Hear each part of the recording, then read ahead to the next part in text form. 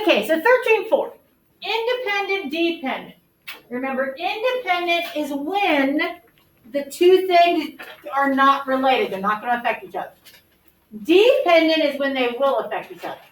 So number 1, roll a 2, spin a 3. Independent, dependent.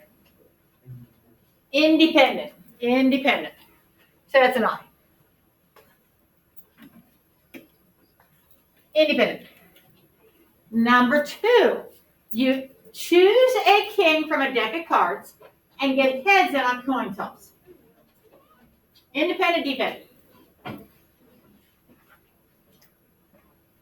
I mean, the two aren't going to affect each other. Independent. Independent. Independent. You roll a number cube and get a 6. Roll again if the first one was a 6. That one's dependent. Because you don't roll a second time unless you got a 6 the first time. Another common dependent is if you pick something out of a group of something, and then you put it to the side, and then you pick something else, because the first group changed because you left the first one out, that's also a dependent. So independent, dependent. Are you okay? Number 4, what's the probability of A and B? If it's an and, what do we do? Multiply. So I'm going to multiply the probability of A times the probability of B, which is 1/2 times 2/7, which is 2/14, reduces to 1/7. So 1/7. So if it's an and, that means I want both of them to occur. And to find out what the chances of both of them occurring, you multiply. Questions there? Slide on.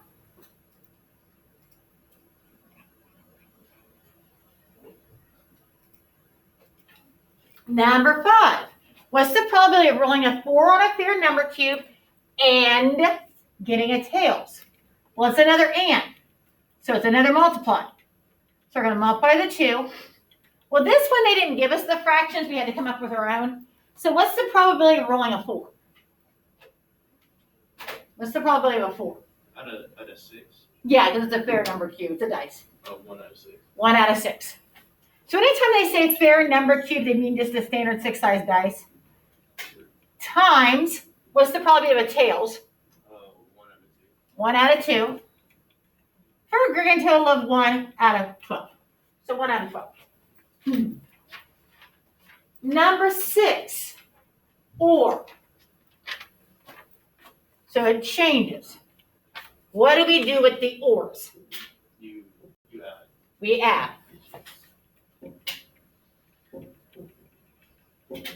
Now, some of the ors take another little step, but this, because it's mutually exclusive, I don't have to worry about getting rid of the overlap, so I just add them together.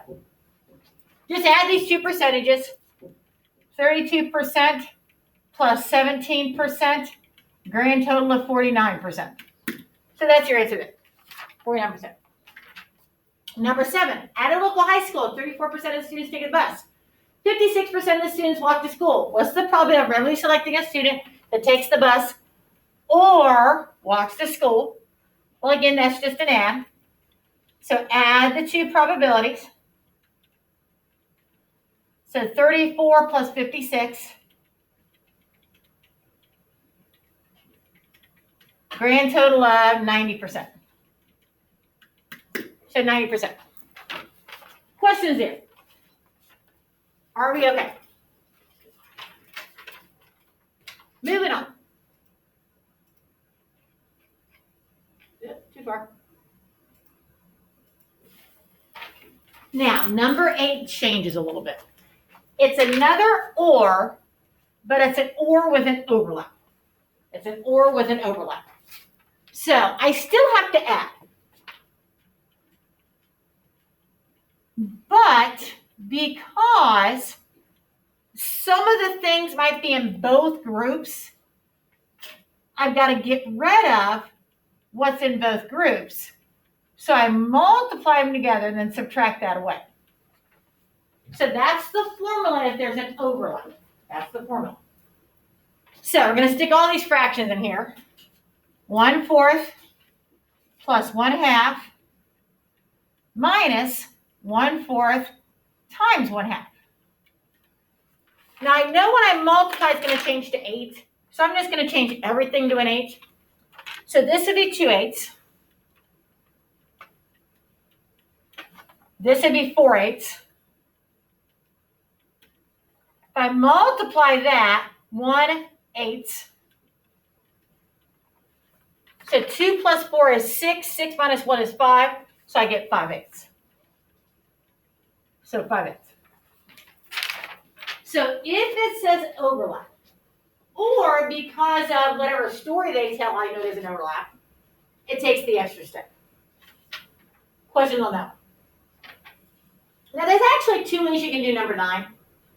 Number 9, because they put a story behind it, I can actually figure it out based on the story, or I can do it the mathematical. They will give me a slightly different answer. And sometimes that happens in math. Sometimes you can do things 2 different ways. Both of them might be correct, but they might be slightly different answers.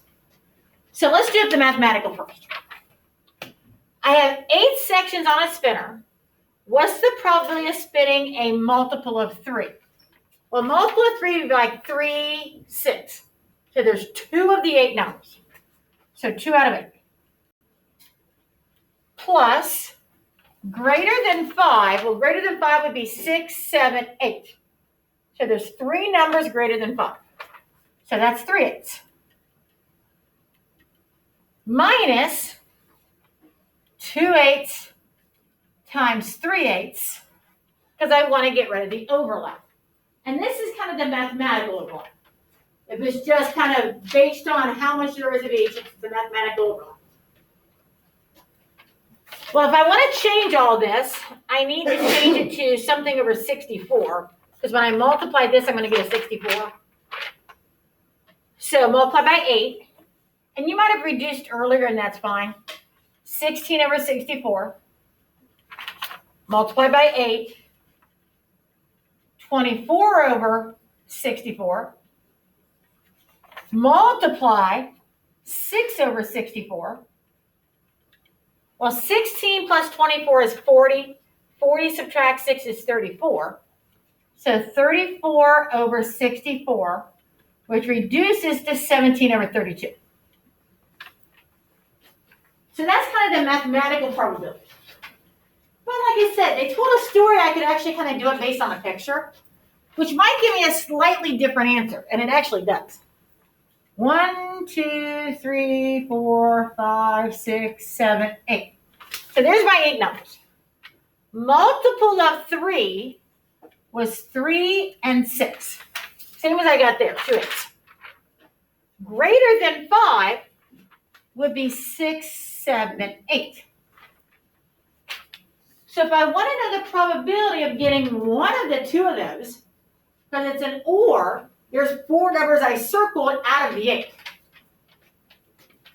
So I could have also had 4 8s, which reduces to 1/2, which is close to 17 over 32, because 16 over 32 would be the same number, but not quite.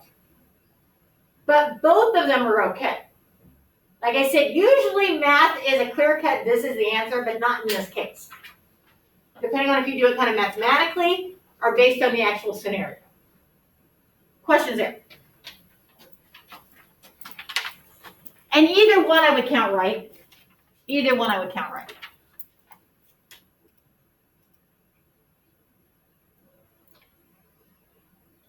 Number 10. Back to an easy one.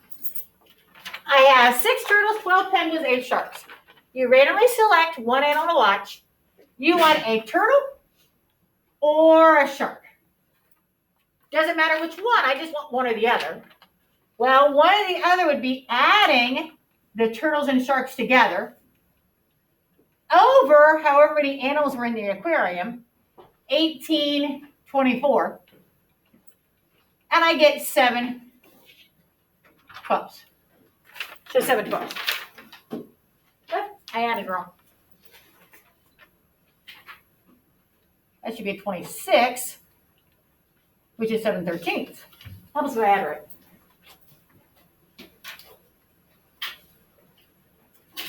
11, I said you could skip. Don't worry about number 11. 12, a little bit more work because it's another overlap one.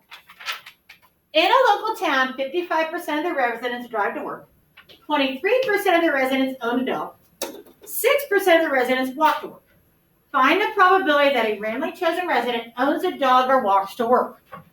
Well, again, because there's an overlap, this is my formula. Probability of A plus probability of B minus probability of A times probability of B. That's my setup. Because some people that own a dog also walk to work. And like I said, I'm just figuring it out kind of mathematically. 55% of those students drive to work, but I want dog walk. Well, dog is 23%, and you're going to have to change these to decimals. It doesn't work well with doing them as a decimal percent. Plus 6%, which is 0.06, minus, then multiply these together, times 0.06. Now you can just type that in the calculator. Just type it in. You get like 0.275, which I'm going to round to 28. So 0.28 is 28%. So 28%. So like I said, that's kind of the mathematical. As opposed to if they would have just told us everybody and dogs and stuff like that, I might have been able to figure out a slightly different number.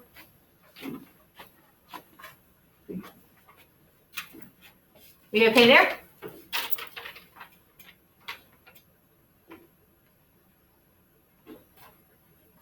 Slide 9.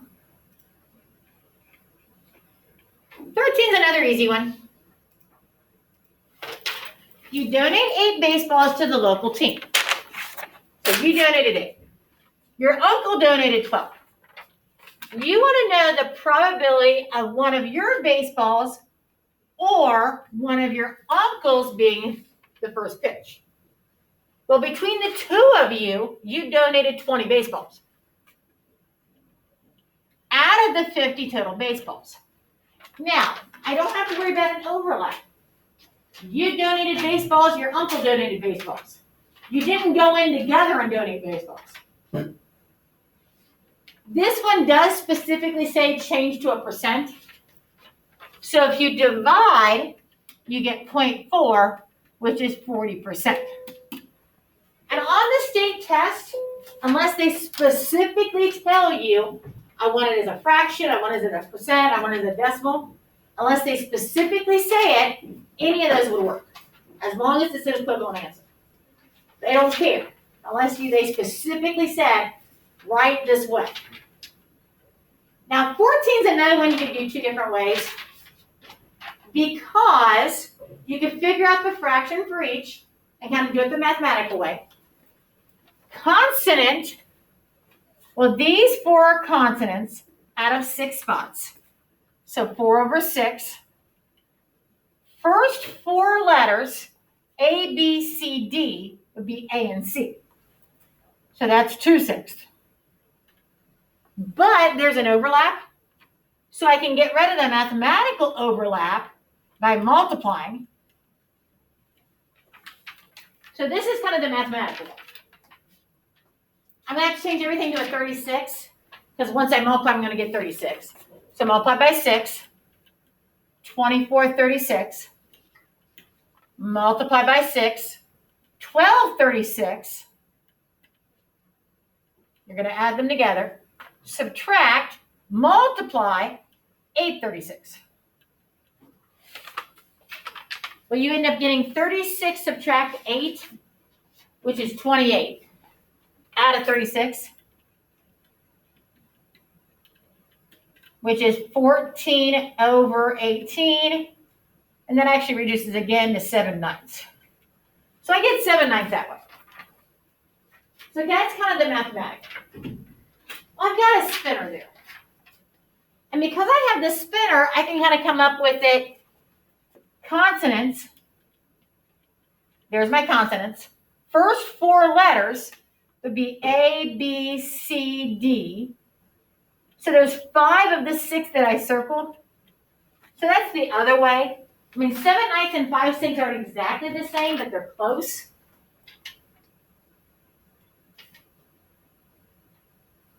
So there's kind of 2 ways you can do it.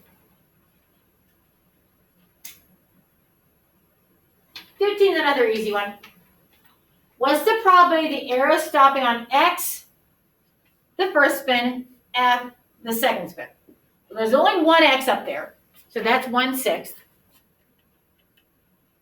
It's an and, so you're going to multiply. F is also 1/6, which is 1 out of 36. So that's that. So that was another easy one. And I got just a couple to go.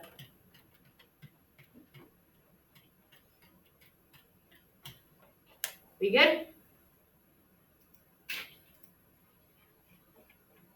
16, 17.